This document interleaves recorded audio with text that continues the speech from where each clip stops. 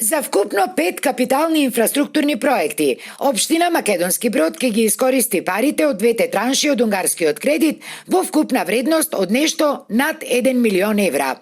По првиот јавен повик на општината, согласно бројот на жители, и биле доделени 250.000 евра и тие пари веќе се искористени за изградба на водоводен систем во селото Сланско, кој во иднина треба да снабдува со вода и дел од градот.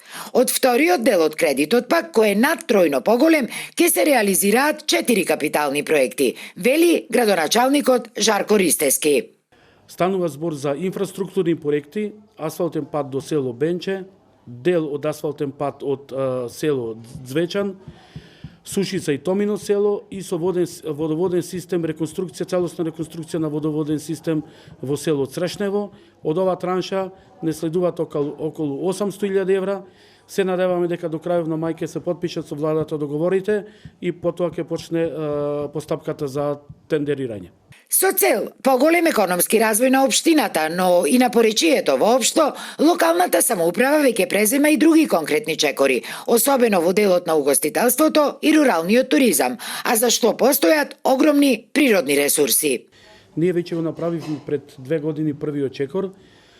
Склучивме меморандум за соработка со Агенцијава за промоција и развој на туризмот и веќе започнавме угостителските објекти во Македонски Брод, сместувачките капацитети да ги категоризираме.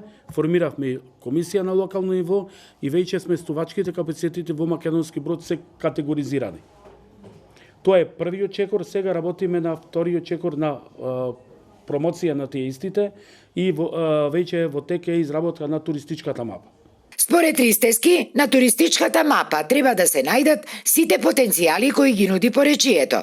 Пештерите, сместувачките капацитети, костените, медот, речните ресурси, како и недопрената дива природа, особено погодна за екстремни спортови и рурален туризам, како што е и фестивалот Екстрим Самоков, кој годинава ќе се одржи по 4-ти пат, веќе традиционално на почетокот од јуни, а е финансиран само од локалната самоуправа.